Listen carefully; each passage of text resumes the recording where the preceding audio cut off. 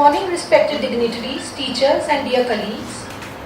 Today we are presenting 34th PGCR on the topic of screening of common cancers. I would like to thank Dr. Sharma for giving us this opportunity.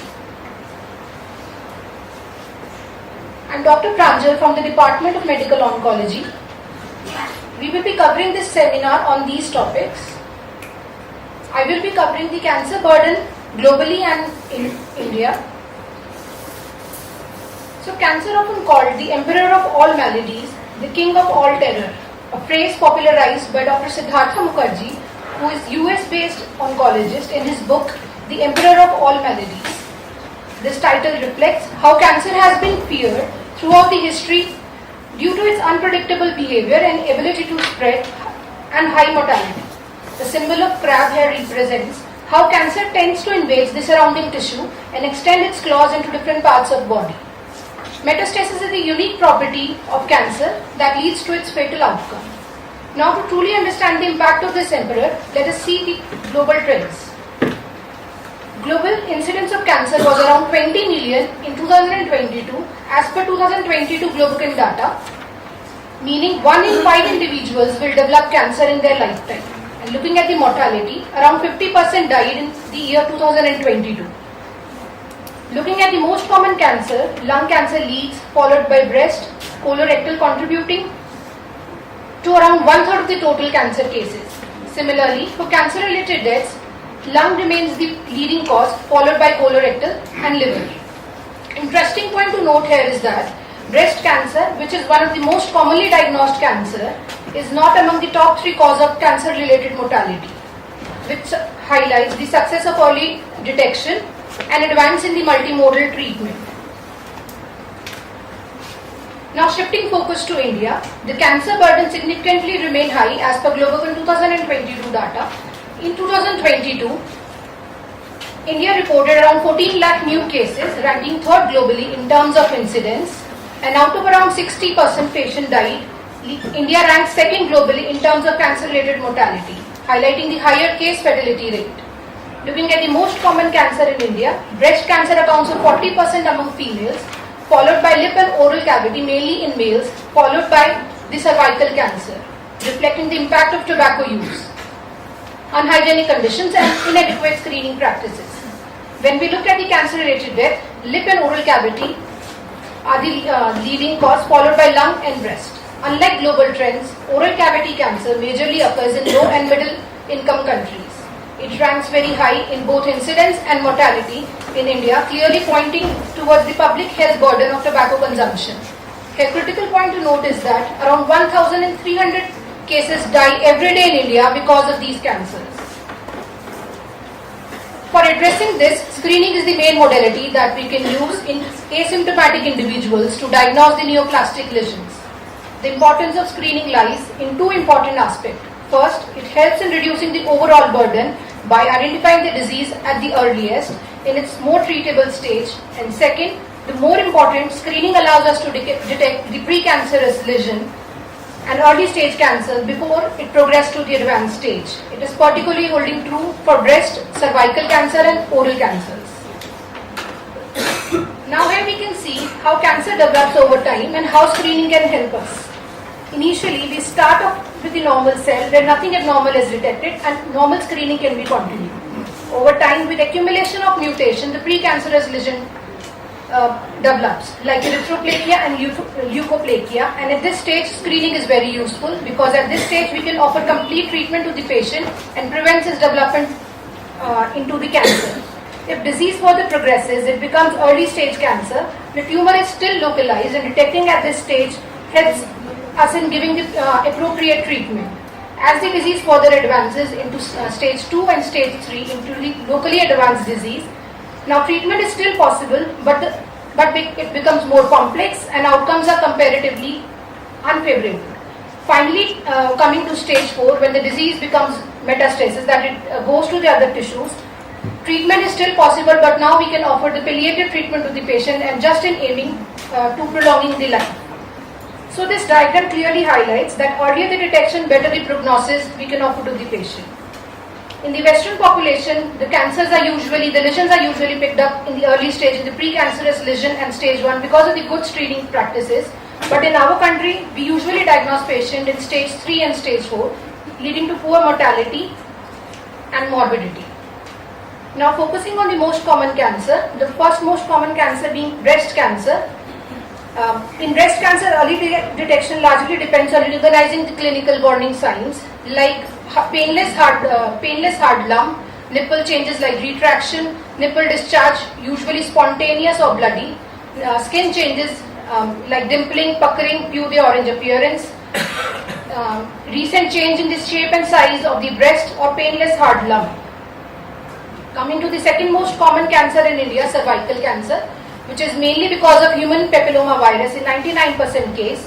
In India, the burden is very significant and around 1.2 lakh patients being diagnosed every year and almost half of them die. And this cancer can be prevented with good screening practices and vaccination. Now in this slide we can see the cervical cancer begins with HPV infection usually after commencement of sexual activity. In most infections around 90% regress by itself, but if they progress into the precancerous lesion, for the accumulation of the mutation, it advances to invasive cancer around 30 years and beyond, and may later progress to advanced cancer. So the key point to here note is that it gives us a long window of opportunity to address the precancerous lesion and the early stage cancer. Now coming to the third most important cancer, which is preventable, head and neck cancer, which contributes to significant burden in India, accounting for 25 to 30% of all cancer. Every year around 1 lakh new cases are being diagnosed and 50% dies. India has a high burden globally and oral cancer constitute majority and easily detectable by visual examination. Nearly 80 to 90% of head and neck cancers are tobacco related, either smokeless or smoked. Now coming to colorectal cancer. In case of colorectal cancer, we can offer screening to the patient by dividing them into average risk category and high risk category. Colorectal cancer screening is widely practiced in Western world and we have many diagnostic tests available with us. Average risk category includes who has no history of colorectal cancer or adenomatous polyp, no family history of colorectal cancer, no history of inflammatory bowel disease or no history of any hereditary disease. While high risk are the individuals who have the history of following things. The various screening tests available with us in case of colorectal cancer are colonoscopy, flexible sigmoidoscopy, CT-based test is CT colonography, blood-based test including ctDNA test, and various fecal stool tests are also available like fecal immunohistochemistry, second generation multi-target stool DNA test and multi-target stool RNA test. Here the colonoscopy remains the gold standard test and is done every 10 years. Now coming to screening in lung cancer screening is done in high risk individuals with age of more than 50 years, with more than 20 year history of cigarette smoking or more than 20 year history of cigarette smoking. We go for low dose CT scan. Now I would like to invite Dr. Parul from the Department of Community Medicine to take the screening practices forward. Excuse me, have you looked into the state-wise distribution of the cancers and the relative cancer detection agencies in the various states? Because you give a general overview of the Indian pattern, but state-wise pattern, have you got any kind of data? Yes, sir.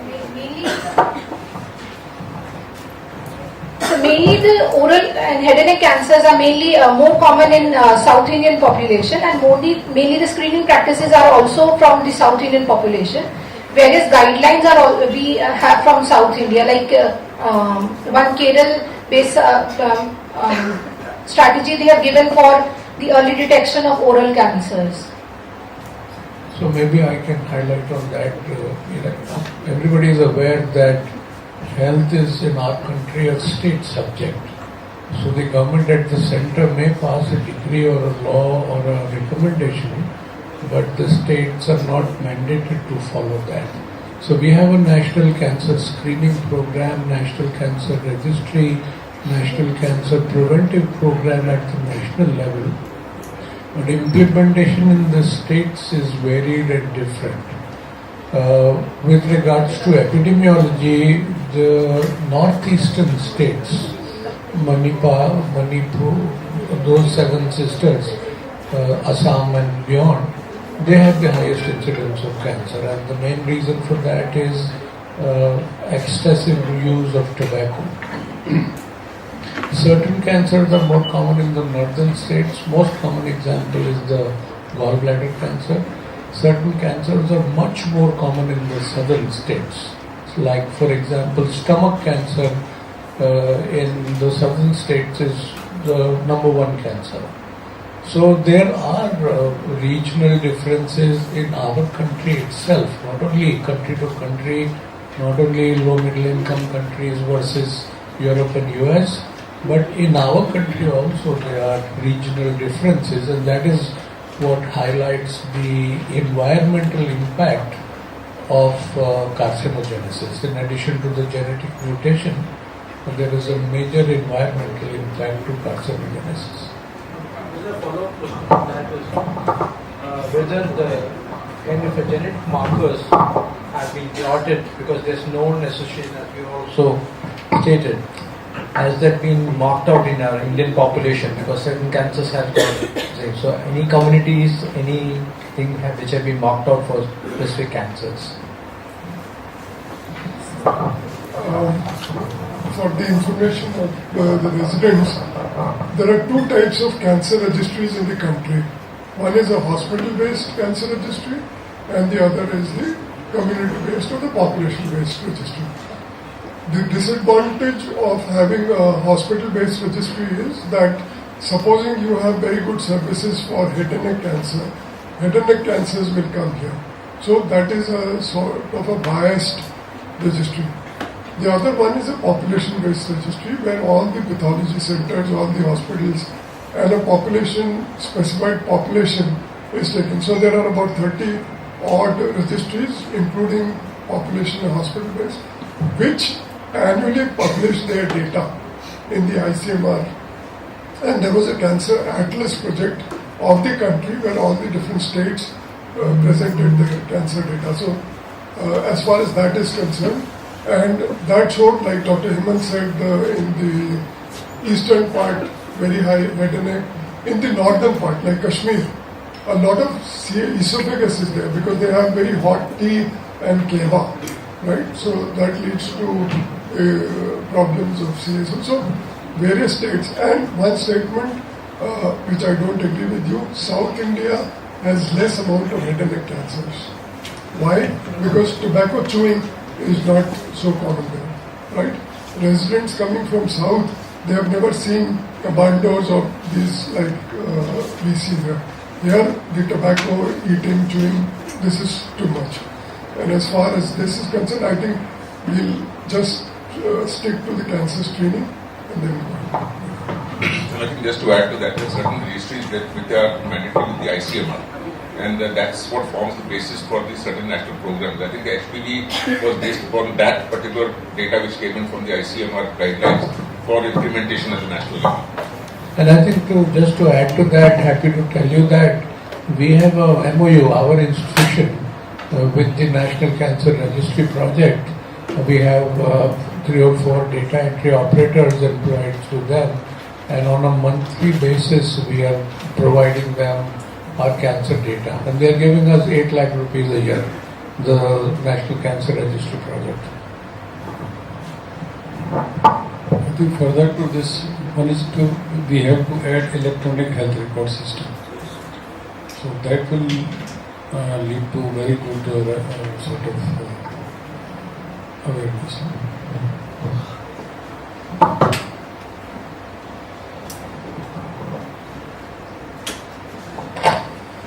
Thank you, Dr. Pranjjal. Good morning, respected chairperson, sir, respected teachers, and my dear colleagues.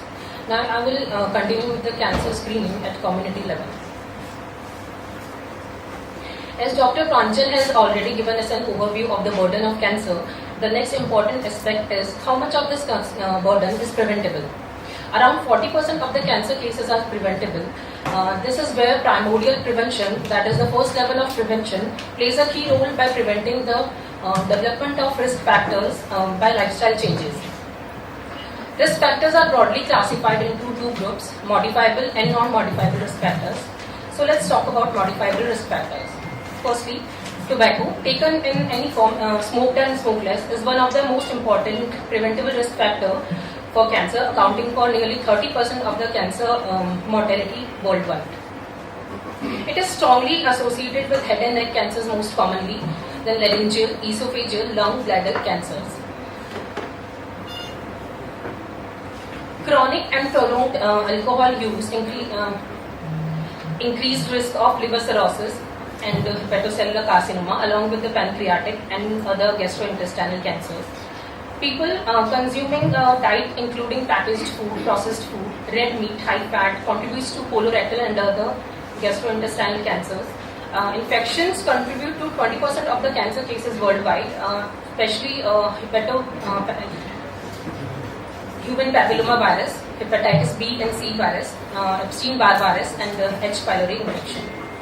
Radiation exposure like UV rays and non-ionizing radiation also increases risk of cancer, with the classic incident of Hiroshima and Nagasaki case, where population is still showing increased risk of leukemias and other cancers. Air pollution is an important contributor, especially for lung cancers in metropolitan cities. Physical inactivity and obesity also increases risk of breast and endometrial cancers. Non-modifiable risk factors include genetic factors like BRCA1 and 2 gene mutation, which increases risk of breast, ovary, and prostate cancers. Age is a major determinant, with most cancer occurring in elder population, although some of the cancer shows bimodal distribution. Gender also influences cancer pattern, like prostate cancer in males and cervical and ovary cancer in females. Cancer prevention requires a comprehensive approach across all levels of prevention, which, as we have already discussed about primordial level of prevention, which focuses on preventing the emergence of risk factors. Now we move on to primary prevention. It aims to prevent the occurrence of cancer by controlling established risk factors like control of tobacco and alcohol use, diet, physical activity, limiting radiation and occupational exposures, reducing environmental pollution, and control of infections by vaccine programs initiated by Government of India. Also, cancer education plays a key role in increasing awareness and encouraging healthy behaviors. Coming on to secondary prevention, it focuses on early detection and treatment through screening programs, which is supported by cancer registries, and timely management to improve the outcomes.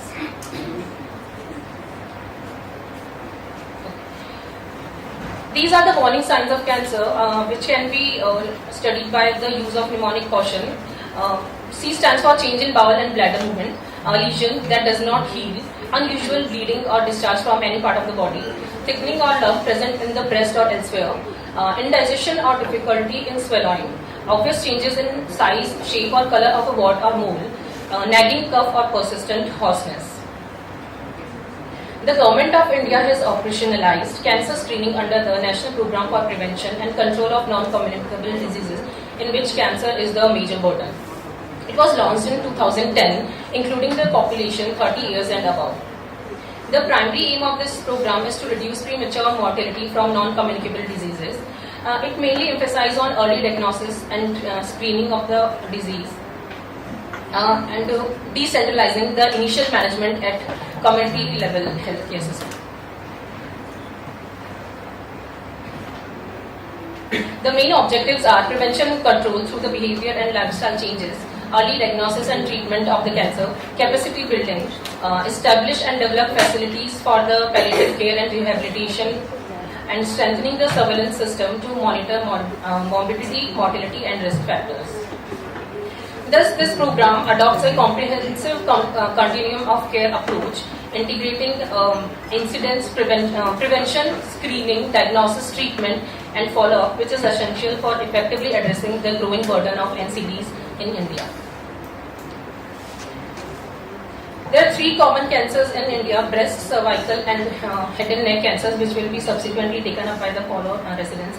Now, I would like to call Dr. Akshit for breast cancer and radiology. Thank you, Dr. Parul. A very good morning, respected chairman. A very good morning, respected chairman, sir, teachers, seniors, and my dear colleagues. Now, I would like to discuss the role of radiology in cancer screening. Radiology plays a central role in screening of breast cancer, enabling early detection and precise multidisciplinary management. For the purpose of cancer screening, the American College of Radiology has divided women into various risk categories based on the risk assessment. Average risk women are those who have no other risk factors and are above the age of 40 years. Intermediate risk women are those who have personal or family history of breast cancer but no BRCA mutation or have dense breasts on mammogram. Higher risk women have personal or family history of breast cancer with BRCA1 or BRCA2 mutation, exposure of chest to ionizing radiation between 10 to 30 years of age, or patients diagnosed with certain genetic syndromes. ACR has given guidelines for screening of women based on different risk categories.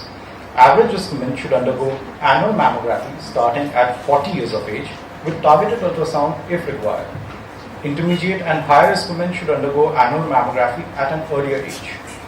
In high risk women, ultrasound can be done as early as 20 years with annual MRI scans starting at 25 years of age.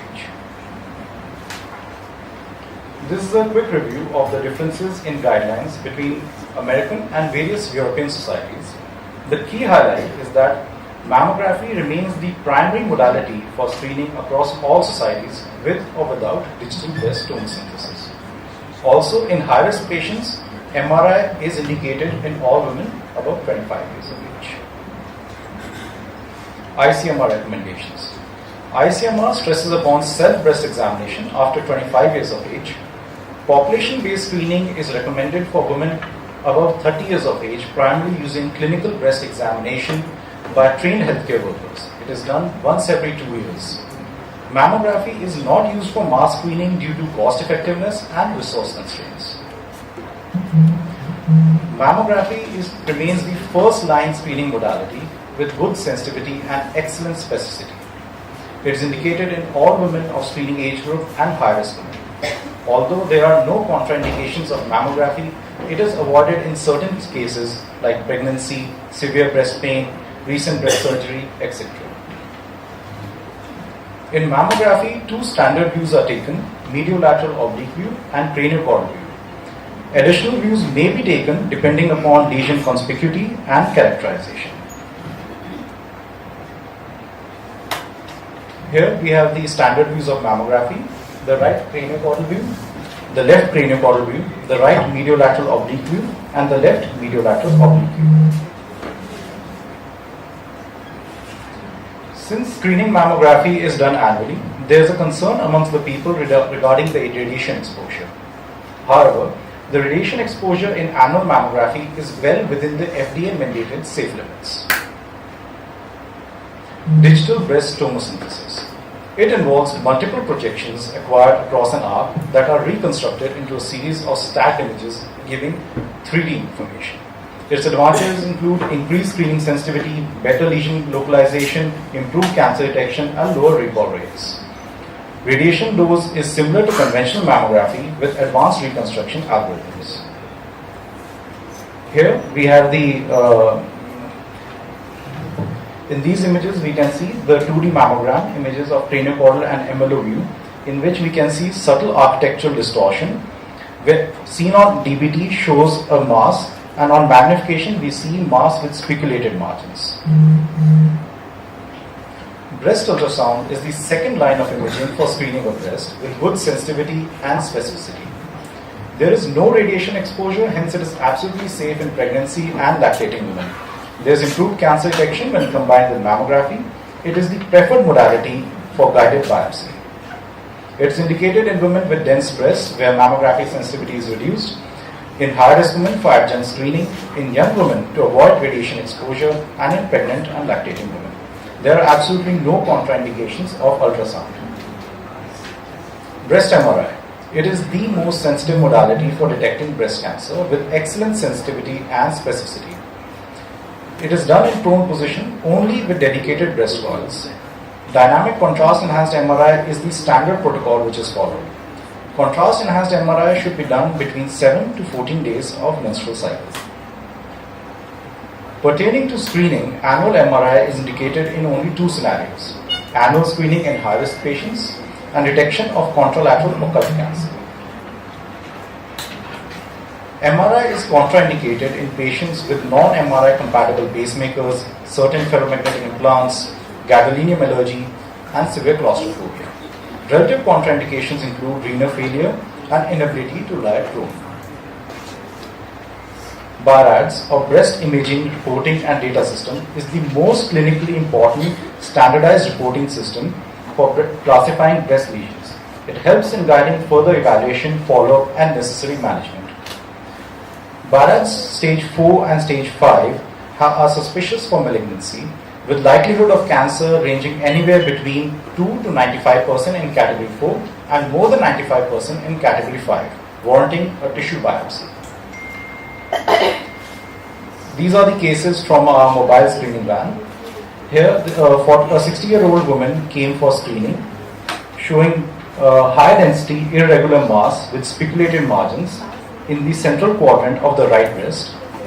The lesion had suspicious morphology and was given BIRADS 4B. This is the mammography report for the same, which was made adhering to the standard lexicon. Subsequently, a contrast-enhanced MRI of the same patient was done, which shows a heterogeneously enhancing spiculated mass, which confirmed the suspicious nature of the lesion. This is another case. A 42-year-old asymptomatic lady came for screening, showing high-density irregular masses with spiculated margins, with adjacent linear and linear branching calcifications seen in the upper outer and central quadrant of the left breast. These findings are highly suspicious for malignancy and was given BIRADS 5. This is the mammography report for the same. Screening of colorectal cancers. In addition to breast cancer, radiology also plays a role in screening for colorectal cancer. Colonoscopy has been traditionally the investigation of choice for screening. However, with recent advances, CT coronography is also used for screening. In average risk individuals who have no significant family history, CT coronography is used every 5 years starting at 45 years of age, and colonoscopy is done once every 10 years. In high-risk individuals, colonoscopy with adjunct CT coronography is done every 5 years starting at 40 years of age. Here we compare the findings of CT coronography with that of optical colonoscopy. Here with 3D reconstruction, we can see a polyp arising from the wall of the large bole. When compared with the findings of optical colonoscopy, show similar results, showing the accuracy of CT coronography to that of optical colonoscopy. Screening of lung cancer. Radiology also plays a role in screening of lung cancer with increasing number of cases nowadays. Average risk individuals who have no history of smoking or occupational exposure require no routine screening, while high risk individuals should undergo annual low-dose CT chest. Here we have a standard HRCT chest in which the radiation exposure is 5 to 7 millisieverts. When compared with ultra-low dose HRCT, the radiation exposure is 1 to 1.5 millisieverts. These images demonstrate the ability of ultra-low dose CT to adequately maintain the diagnostic accuracy in identifying and characterizing pulmonary nodules. Now I would like to call upon Dr. Aastha from the So what are the recommendations from our country? When is the first mammography to be held? What is the frequency at which it is to be repeated? And till what age? That is my first question. The second question was, I think your second or third slide talked about BRCA testing. Yes. Now, are you recommending BRCA testing before the mammography is done? Actually, sir, first of all, to answer your first question, in our country, the ICMR guidelines, they mostly stress upon self-breast examination and clinical breast examination in patients above 30 years of age. Mammography is recommended, however, it is not used for mass screening in our country. That is exactly what I want to know. What is the recommendation for mammography? because BSc as well as CE are highly subjective. Especially Yes, definitely, sir. That is very true. other recommendations for mammography are but now there are. That is my first. I would like to add to that. Good morning. So, as Dr. Akshit said, so there are no screening guidelines per se because of resource constraint. But whatever breast imaging societies are there, they like. Yourself. Everybody should know who you are. Just introduce yourself. I'm Dr. Anandita. I'm assistant professor in Department of Radiology. And so, pertaining to the question, the first is there are no nationalized screening program as such. It is, of course, as such said before, it is quite state-based and institution-based. Now, coming to what are the recommendations of the breast imaging societies per se. So, we have our Indian Breast Imaging Society, and they are mostly adhering to the ACR or the American College of Radiology. Now, there are two reasons for that. One is the ACR philosophy. So, they are based on the philosophy of doing an opportunistic screening. That means a patient will come to the hospital if she is of the screening age group. We'll ask her to get a screening mammogram done. Second philosophy is that the Americans believe that it is better to not miss a cancer rather than overdiagnose it. And these are the two philosophies which in our Indian setup is more easy to develop, to acquire. So that is why BISI recommendations are like Breast Imaging Society of India recommendations aligned with that of ACR. If we are comparing it with the European society, then they are registry based. So once a woman turns a certain age or screening age group, they will get an alert on their phones that they need to come for screening. They are given, they will get an alert every 2 years to come back for a recall, and that is not possible in countries like ours. So that is one reason why we try to stick to an opportunistic kind of screening. So, what is dynamic MRI in breast examination? So dynamic contrast enhanced MRI is done in certain cases for patients with in high risk category group. It is done basically for identifying lesions which are highly suspicious seen on mammography, confirmed on ultrasound, and further to see the extent of the how much is the spread and myths. So it is done with using contrast agents, gadolinium contrast agents. Basically, the sensitivity of dynamic contrast enhanced MRI is anywhere between 90 to 96%. It is highly useful in diagnosing occult cancers. Now I'd like to call upon Dr. Aastha from the Department of Gynaecology to tell us more about cervical cancer screening.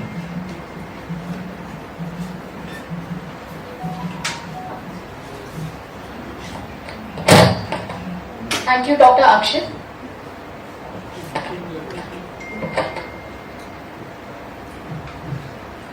Thank you, Dr. Akshit.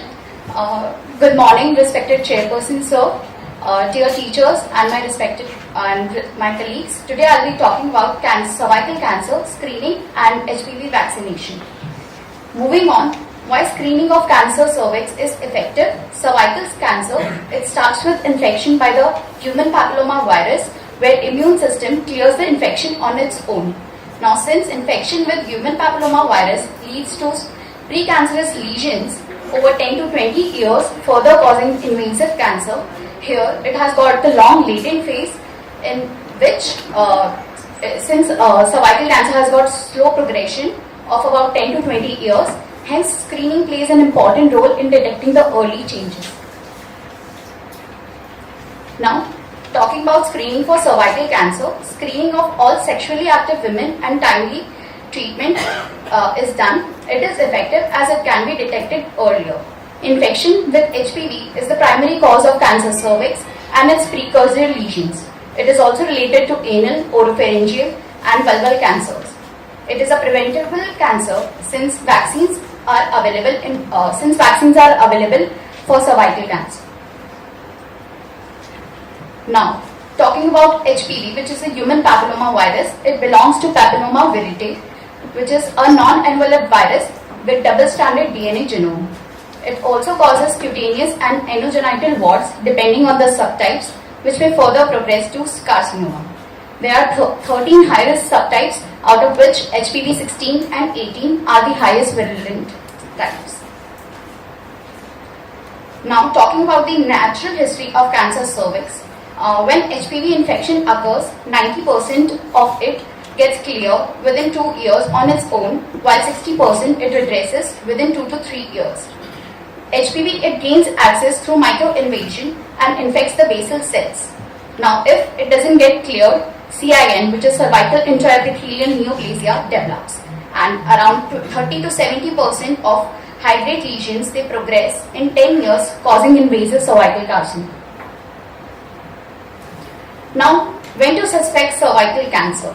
The symptoms of CA cervix include abnormal vaginal bleeding in form of postcoital bleeding, intermenstrual bleeding, or postmenopausal bleeding. Patient may come with foul-smelling or vaginal discharge or chronic pelvic pain. Now, there are certain screening modalities available for detecting cervical cancer, which includes cytology, in which conventional method like pap smear and liquid-based cytology is included. Visual inspection tests like VIA or villi. Co-testing like VIA stands for VIA stands for visual inspection with acetic acid, while villi stands for visual inspection with Lugol's iodine. Co-testing with HPV DNA and conventional method, while certain biomarkers like P16 staining, markers of proliferation, methylation markers, and high-risk HPV mRNA detection. These are also available. Now, talking about the conventional pap smear, it is conventional method for cervical screening. It prevents 70% of the potential cancers by detecting the pre-malignant lesions. It is taken using the IR spatula from the ectocervix and from cytobrush from the endocervix, after which the sample is smeared on slides and kept in fixative solution of 95% ethyl alcohol and kept in complex jar and then sent to the lab. These are the basic requirements needed for a pap smear. So here we can see how we are taking a pap smear from ectocervix through IR spatula.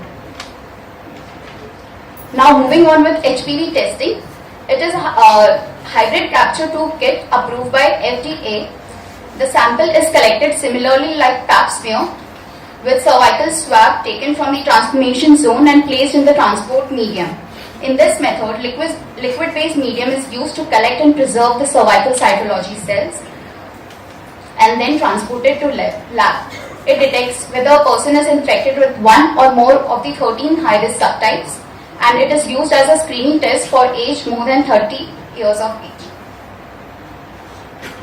Now, moving on with visual inspection after application of acetic acid. Here, around 3 to 5% of freshly prepared acetic acid is applied to the cervix, and cervix is examined after 1 minute. The main principle behind this is the acetic acid, it populates proteins of the abnormal cells, leading to the appearance of aceto-white areas. Since the abnormal cells, they are rich in proteins. So, VIA positive indicates shiny and cloudy white, more dense, thick and opaque lesions. So, here we can see the aceto-white areas around the cervix indicating positive VIA. Here also we can see in the first picture the aceto-white areas at around 10 o'clock and 12 o'clock position suggestive of VIA positive. Now, moving on with villi, which is visual inspection with Lugol's iodine. Here we apply mixture of Lugol's iodine and wait for few minutes. The normal cervical cells, they are rich in glycogen and they appear dark brown or black, while the abnormal ones, they don't take up iodine and appear yellow. So the positive test indicates well-defined bright yellow iodine non-uptake areas. Now, after confirming the screening test with if it comes VIA positive or villi positive, we move to colposcopy. It is a procedure of visualization of cervix and the lower genital tract under magnification. Its main aim is to identify the pre-invasive and invasive neoplastic lesions for the biopsy. It is gold standard for evaluation of patients with abnormal cervical cytology.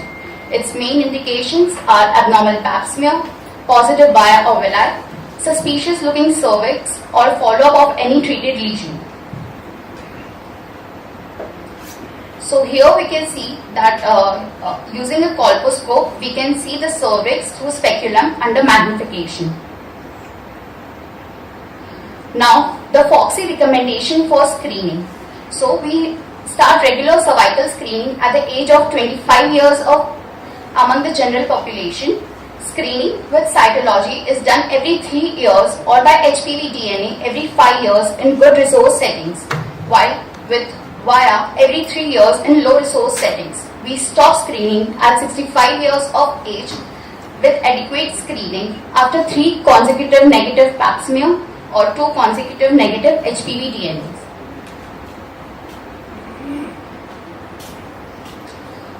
Moving on, after taking a routine pap smear, if the smear is abnormal or indicative of any low-grade or high-grade cervical lesions, we confirm it through colposcopic directed biopsy, which may suggest CIN1. In CIN1, we will observe and repeat smear after 6 months, or if the biopsy is indicative of CIN2 or 3, we'll go up with a treatment like ablation in form of coagulation or cryotherapy or laser ablation, or we'll excise the lesion in form of LEAP or LEAPS. LEAP stands for large excision of excision procedure. Now moving on with HPV vaccination. So since cervical cancer is most preventable cancer, certain vaccines they are available against serotypes of HPV. We have 2 quadrivalent vaccines which are Gardasil and Cervavac available against HPV 11, 16 and 18. A bivalent vaccine named Cervarix against HPV 6, 16 and 18, and Gardasil 9 which is a nanovalent vaccine against 9 subrisk types. So here we can see these are the vaccines available in market, out of which Cervavac is made in India by the Serum Institute of India, Pune. Moving on with HPV vaccination, who should be vaccinated? Girls and boys of 9 to 14 years of age are ideal age for vaccination, while the catch-up vaccination, it can be given up till 26 years of age. Now, vaccination schedule for 9 to 14 years is 2 doses at 0 and 6 months, while for girls more than or equal to 15 years, we have 3 doses, 0, 2 and 6 months. Now, we have a WHO strategy towards eliminating cervical cancer, which aims to set the world on the right track by 2030. It includes 90% of the eligible women, they should be vaccinated, while 70% of them, they should be screened, and 90% of the women diagnosed should be treated. So we have a recent campaign going on in our India, which is a HPV vaccine campaign. It was recently launched by our Prime Minister, Mr. Narendra Modi, to provide protection against cervical cancer by administering HPV vaccine. This program focuses on 14-year girls across all states and union territories. Here, a single dose of Gardasil is being administered under the drive, as many studies have also proved that single dose of vaccine is also effective.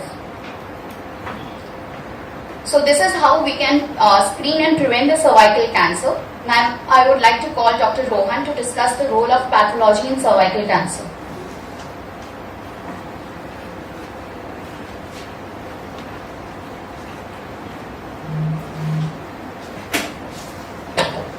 Thank you, Dr. Aastha. A very good morning to respected chairperson, all the dignitaries and everyone present in the hall. I would be discussing the role of pathology in screening of cervical cancer. As due to constraint of time, I will only be discussing the role of cervical cancer. So this is a pap smear. As discussed by Dr. Aastha, we get fixed slides, and at the bottom you can see, after getting the fixed slide, we stain the slides either by conventional method or by LBC. So in our institute, we get majority slides that are by pap staining, which is the conventional method, due to the population that we cater. Then we proceed on to microscopy and the final report. These are the cells that are studied in a normal pap smear. Starting from the top, it is the superficial cell, the intermediate cell and the parabasal cells. Talking about briefly about the superficial cell, they have a pycnotic nucleus with a very small size nucleus. Coming to intermediate squamous cells, they have a nucleus of approximately 35 micrometer, and parabasal cells having 50 micrometer of nucleus. We also study the EC cells and lactobacilli, which is of the normal flora. The adequacy criteria for conventional PAP and liquid-based cytology is totally different. For conventional PAP, it is 8,000 to 12,000 cells, and for LBC, it is 5,000 cells. And LBC is recommended overall. Coming to diagnostic criteria, it is classified majorly into non-neoplastic and neoplastic. Except for neoplastic, we also cater to organisms such as Candida, which can be seen. The fungal hyphae spores can be appreciated. Coming to Trichomonas, a leaf-like pattern is identified. And coming to Chlamydia, which has a typical clue cell which is characteristic of it. And there are other non-neoplastic causes such as inflammation, radiation, and intrauterine devices and atrophy. Coming to the neoplastic causes, they are broadly classified into ASCUS, that is atypical squamous cells of undetermined significance, ACSH, that is atypical squamous cells, HCIL cannot be ruled out, LCIL, that is low-grade squamous intraepithelial lesions, and HCIL, high-grade squamous intraepithelial lesion. Now, this is the normal cervix. Now, the HPV DNA first affects the basement membrane first. In SIN1, that is cervical intraepithelial neoplasia, it is classified as LCIL. You can see mild dysplasia, and you can see the lower one-third of the basement membrane is being affected. Coming to SIN2 and SIN3, they are broadly classified as HCIL. It can lead from moderate dysplasia, severe dysplasia to full-blown cancer. In SIN2, the two-thirds of the basement membrane is being affected, and when it goes to carcinoma, a full-blown HPV DNA affects the membrane. Talking about ASCUS, that is atypical squamous cells of undetermined significance. For our reference, the intermediate cell is the reference point. Here we can see that the cell size, or that is the nucleus, is large in size. Now we focus mainly on ASCUS for two reasons. We cannot classify ASCUS as reactive. These cells need a very close follow-up. So a repeat pap smear is advised after 6 months. Coming about to ACSH, that is atypical squamous, cannot rule out HCIL. In this, the cell size is again larger as compared to ASCUS. LCIL, we can see that the cells have a the larger size, and we can see multinucleation and binucleation. And following to HCIL, here you can see a very high NC ratio cell, and the reference point remains the intermediate cell. Lastly, coming to HPV screening solution, it is either mRNA based assay or DNA based assay. In our institute, we are doing HPV RT-PCR over here. Now I would like to call upon Dr. Samir from the Department of ENT to talk about screening in head and neck cancer. Thank you. Thank you, Dr. Rohan, for such a nice explanation. Good morning, everyone. Myself, Dr. Samir Jain, President from Department of ENT and Head Neck Surgery, going to present the screening in head neck cancer. Coming to the oral cancer screening, oral cancer is one of the most common head and neck malignancies in India, largely due to the tobacco and alcohol use. Visual inspection of the oral cavity is the simplest and the most cost-effective method. It is recommended by WHO, and it is recommended by WHO as the first-line screening tool, especially in the high-risk population, emphasizing that no sophisticated equipments are required, making it ideal for mass screening programs. A systematic approach is essential to avoid missing any lesions. Always follow a sequence to ensure the completeness. First, we will examine the lips, both the upper and the lower, followed by the buccal mucosa, both right and the left, followed by labial mucosa, gingiva, both hard and the soft palate, floor of mouth, coming to the oropharynx, then finally the tongue. We use good lighting, gauze and a tongue depressor for the proper visualization.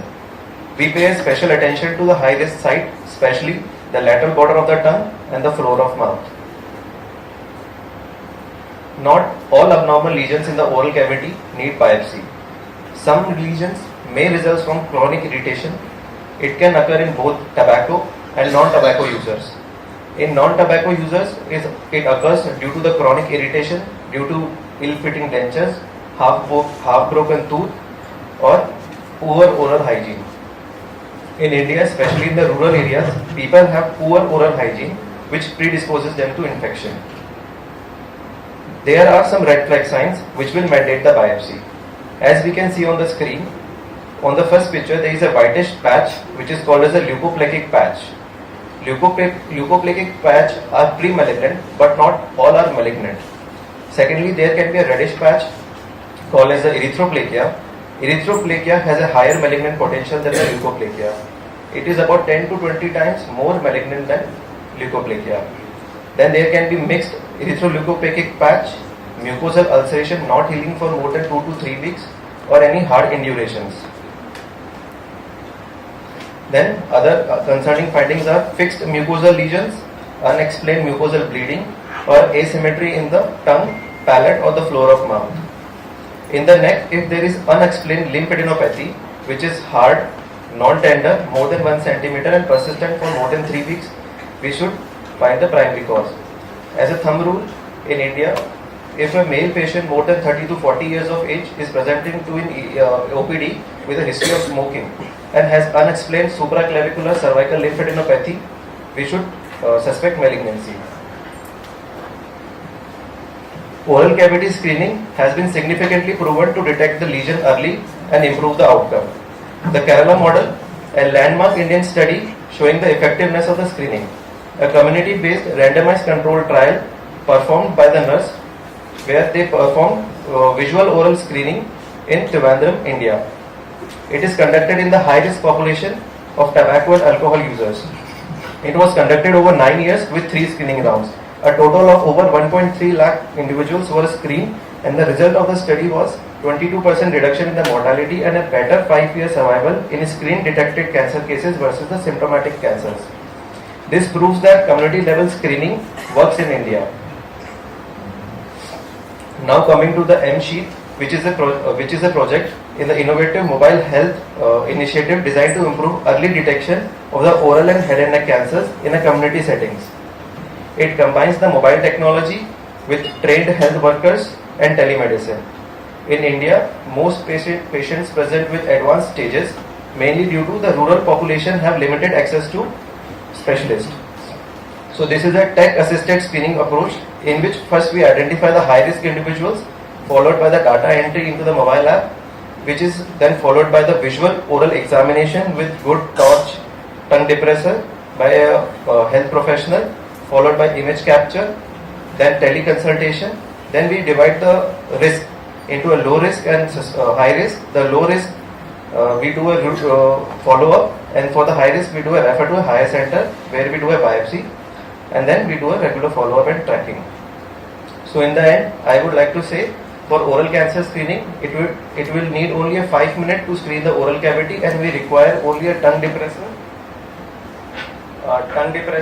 a torch, and a few pieces of gauze to screen the oral cavity.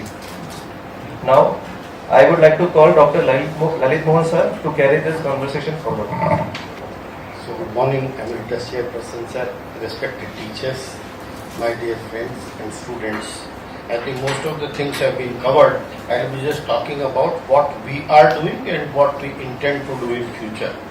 So at our hospital, we are doing opportunistic cancer screening, very effectively done in gynae department. They are doing pap smear of all the women attending the OPD. Of course, in our cancer center also, like the relatives of patients, we are offering them screening whenever they agree to that. Population-based screening yet is not feasible, but with the MOU with the government of Rajasthan, with the availability of the mobile screening, when we are moving out of Jaipur also, and we have done 2-3 camps out of Jaipur also after test trial in the Jaipur city. The mobile screening initiative now is almost 4 months old, and we have covered more than 18 camps, and a high-end breast mammography machine is available. In real time, the data transmission from the mobile van to the radiology department is available. If we are doing a camp on weekdays, we get the report on same day before the camp is winding up. If it is camp is being done on Sunday, then probably next day we get the report of the mammography report. In addition to mammography, we are doing Pap smear and gynecological examination, ENT checkup, and X-ray is also available in the mobile screening van.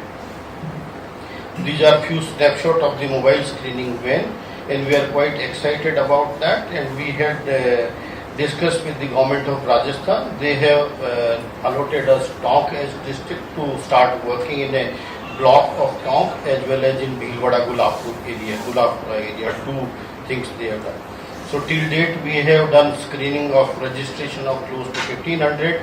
400 plus people have been screened with various tests, and out of them we were able to pick up 13 cancer cases.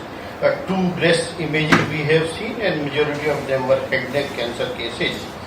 We are working in fact for many decades about the cancer prevention. We are going to different schools since more than a decade, trying to educate the children about tobacco hazards and trying to motivate them. Personally tried 6 years back in Bhilwada in one CHC area to have one like cervical cancer screening project, HPV, Pap smear we started testing, but we could not succeed there.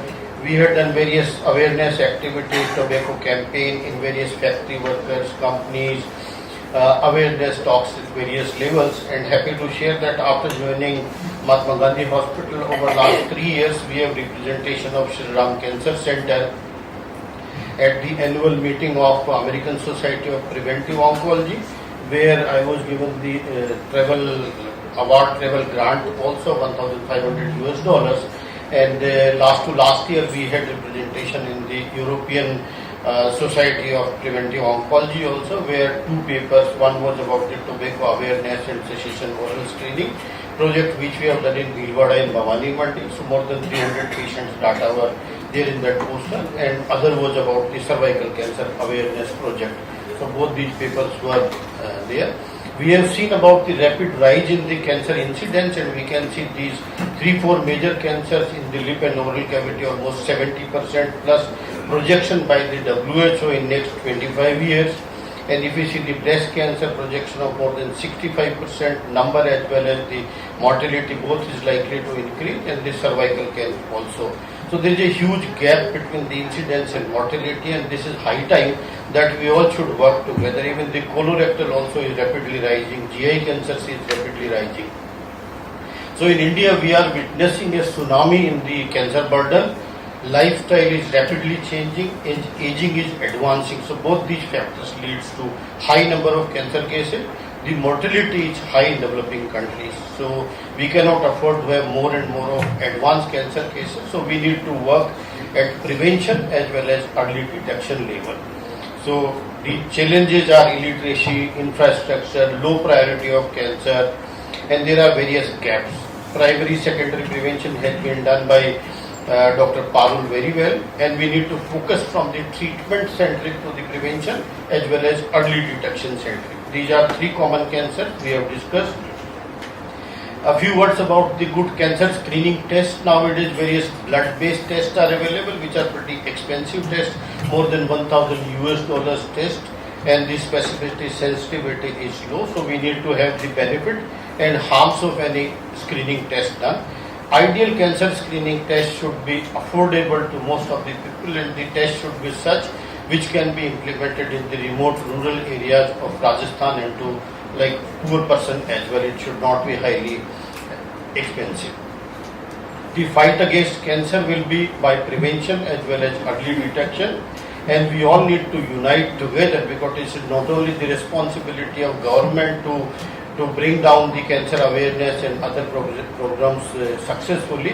It becomes our responsibility. Our means each individual is responsible to educate the layperson, common man, and provide them early detection and education, prevention and screening. At the end, if you see this picture, here the zebra is like a normal person or a patient, and this is the cancer or non-communicable disease is like a lion. So what is happening? The zebra will be caught by this one.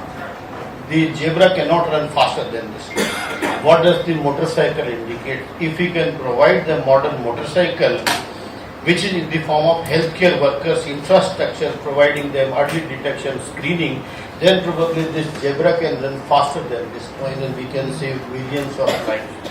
So with this I end up, and I thank Emeritus Chairperson sir, all my faculty colleagues. I thank Dr. Sharma and his team for giving us an opportunity for cancer screening. Thank you.